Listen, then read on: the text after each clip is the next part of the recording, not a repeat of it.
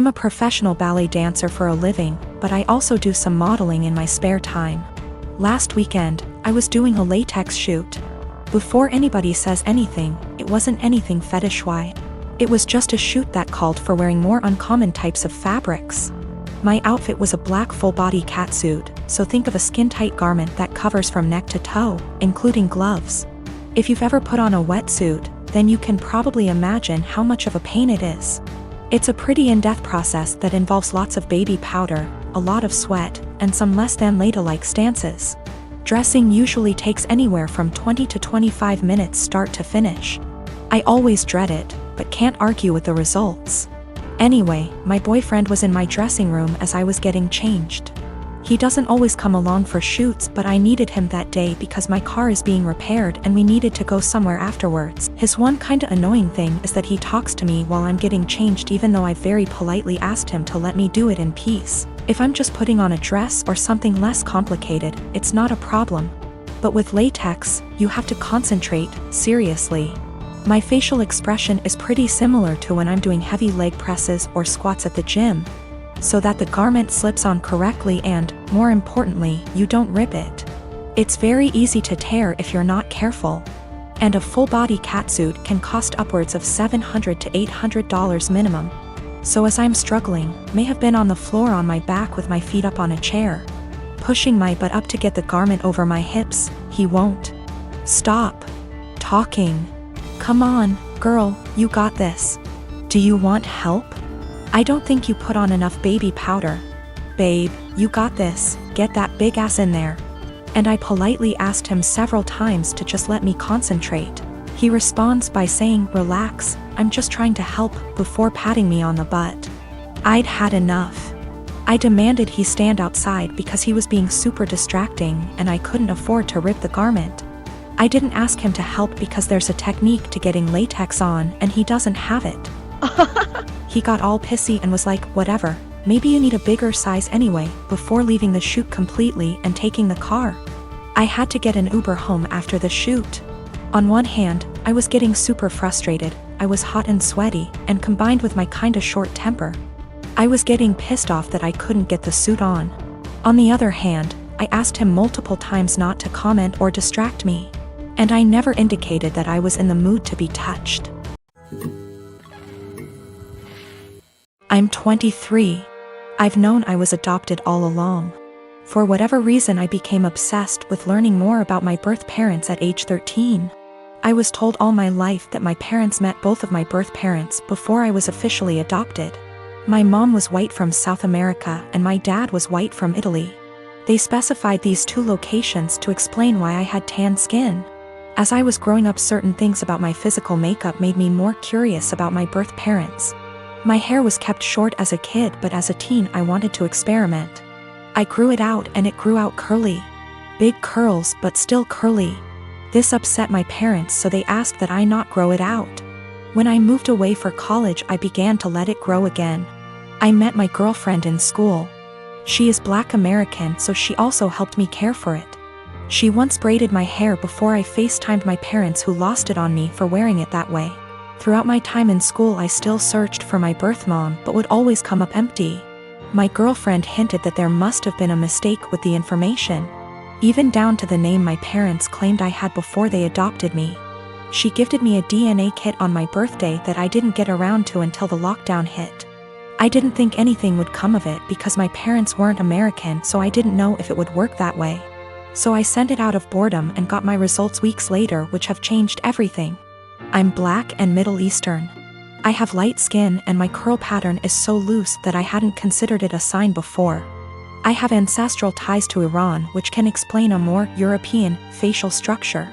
I'm sorry for my wording, I'm still learning. I sent my GF a screenshot and she called me right away. We were both stunned, though she long suspected. I tried to believe that my parents were innocently misinformed, but my girlfriend kept pointing out the inconsistencies. My parents claimed to have met my birth parents, therefore they couldn't have mistaken them for white. I confronted my parents, who became enraged at me for doing a DNA kit. I was very angry, yelling, swearing. They robbed me of my identity and hindered my search with their lies. My mom told me through tears that my racial background comes with a stigma.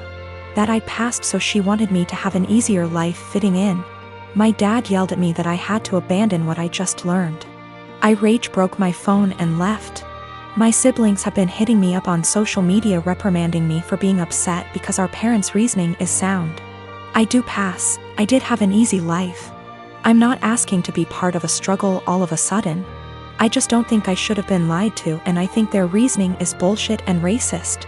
I'm just supposed to act like 10 years of me searching with the wrong info isn't that big of a deal? My parents admit that my mom was black. My oldest sister also recalls seeing my mom at some point. Both verify that she was black. Yes, they could be lying again. I have plans to continue to look into my background. My girlfriend was very hurt by their statements, so I chose to keep us both away from them. I don't understand how.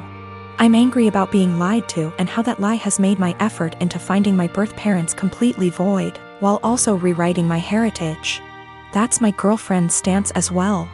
I'm tan enough that going to an all-white school still got me called slurs. Whatever issues my parents were trying to shield me from, it didn't work. Maybe this is a lie that I bought into alone. 2 of my siblings are trying to be supportive. I deactivated my Facebook and unfollowed some people on Instagram. I can't entertain the argument that I should forgive my parents and move on. I'm not there yet. I get that it makes me ungrateful for feeling this way. I don't hate them, I'm just really upset and disappointed in their decisions. I am a 37-year-old male. I have a 13Y.0 son. I was a widower when I met my now wife. She has a 16Y.0 daughter from another relationship. The family is often on pretty good terms. My son is the quiet one in the house. He keeps to himself a lot, but not to the point of being concerning. My wife and stepdaughter are the complete opposite. They both encourage him to be outgoing and share activities and join gatherings with extended family. My son complained about having to be forced out of his comfort zone and having his need for space invalidated. I spoke to both my wife and stepdaughter and asked them to give him space and freedom to spend his time however he wanted. They apologized and promised to let him be. As Mother's Day was approaching, I wanted to throw my wife a surprise Mother's Day celebration. It was no longer a surprise because my stepdaughter gave her the heads so she could prepare. Yesterday I got off work earlier than usual to get final arrangements done. We planned to celebrate at the restaurant and invited her family there. I had the key, and while I was entering the house through the front door, I overheard my wife and stepdaughter talking to my son. My wife was asking my son if he could convince me to let him stay home and not go with them to the restaurant to celebrate. I paused and decided to keep listening. My son said why, and she told him that his introverted and socially inept attitude will make her family uncomfortable and will ruin the mood. He promised her that he'd be well behaved and would try to interact and socialize with everyone, but she said that she wasn't buying it. He kept reassuring her, but she snapped and told him that technically she's not his mom, so she didn't get why he wanted to celebrate Mother's Day with her so badly. My stepdaughter threw some, I don't remember, backhanded comment, and then both of them were shocked to see me standing there. Both were staring without saying anything. I told my son and his stepsister to go to their rooms, then told my wife that the celebration was off, cancelled. She tried to argue, asking why repeatedly, and I told her why. She tried to explain that she didn't mean it like that and that I only heard part of the conversation but not all of it. I told her I was done arguing and the decision was already made. She yelled, asking what she was going to tell her family, and said that I was making tremendous mistake towards her. I ignored her while she kept throwing tantrum after a tantrum. Early this morning she took my stepdaughter and went to stay with her folks. Not a single call or text from her so far. Situation is full of tension. I'm upset still, but more hurt, to be honest.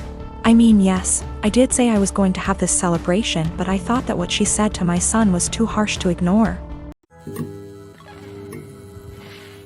My husband, Jonah, passed away unexpectedly a month ago from a stroke. I don't want to get specific about that part. It's the worst pain I've ever felt in my entire life. And I'm still not sure how I'm ever going to move on. We were married for 5 years, together for 7. The past 2 years we've been trying for a baby, but we're just getting to the point of considering IVF when he died. Jonah had a close friend in high school named Marjorie. Marjorie also ended up going to the same university as he did, and they spent a lot of time together during those college years. Jonah said that he liked Marjorie's company, but never felt anything beyond friendship with her, which I totally believe.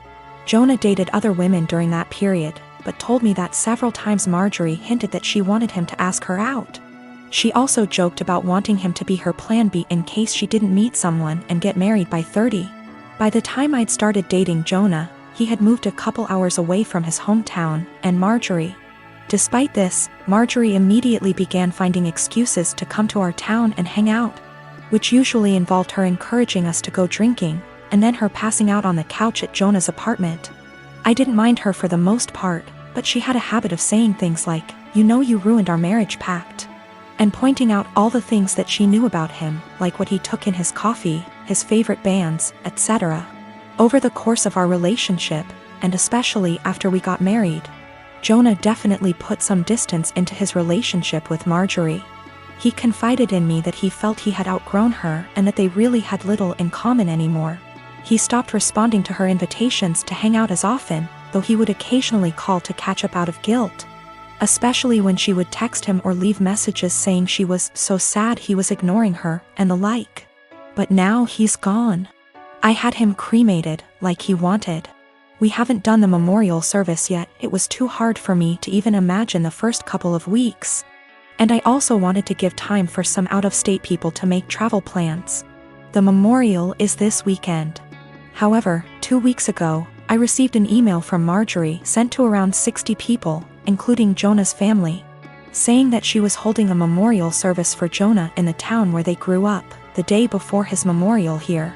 I was completely blown away, seeing as she hadn't mentioned anything to me or even attempted to call. Along with the details, the email said that she was planning the memorial in light of the fact that no other service had yet been held in his memory, and he deserved to be laid to rest with honor. For the record, she was invited to the memorial, which I've been planning, and knew it was happening. I called her, of course, and told her that while I appreciated her willingness to help with Jonah's goodbye, I was already planning a service for him that would involve all of his family and friends. She immediately went on the defensive, and said that she had only started to plan a service when she realized I wasn't willing to do it in a timely manner. I told her that the timing wasn't her choice to make, but that if she wanted to have a memorial of some kind, to please just add on the invitation that his official memorial was going to be held this weekend. She said fine. I sent a message to all of Jonah's invited friends and family to make sure that they knew the real service, with both of our families, was going to be here, and then just washed my hands of the whole thing. This week I received a message on Facebook from Jonah's cousin, saying that Marjorie, who has apparently blocked me on Facebook, created an event for Jonah's official memorial service, her memorial, and invited everyone she possibly could. I've been getting blown up with emails asking which day the memorial is, and where. I'm honestly furious. I don't have the emotional energy to deal with this. I ended up putting a post up on my wall, reiterating the date of his service here, and asking people to please share it. Thankfully, I think the older members of the family don't use Facebook or email very often, so most of them haven't been confused, but a lot of people now think that Marjorie's service is the real one. I called Marjorie again, asking her to add an addendum to her event saying that his actual memorial was going to be here.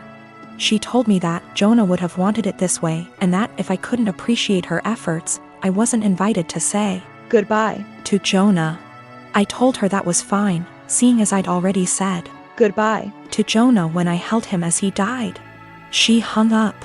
Apparently she's now spreading information to her mutual friends with Jonah, saying that he was planning on leaving me because I wasn't able to conceive. She also said that we had approached her to carry a baby for us, all absolute lies. His cousin sent me a screenshot of a text where she said that Jonah always thought we would have the cutest baby together, and that angry widow doesn't understand how much he wants children. I'm at a loss as to what to do. I don't care what she says about me, but she's now tarnishing my husband's memory, especially saying that he wanted to divorce. Jonah would never have left me, and anyone that knows him at all knows that we were committed to each other above all else. I need to figure out how to tell this woman to off without encouraging her to spread more lies. And I also want to just forget the whole thing and crawl in bed and never get up again.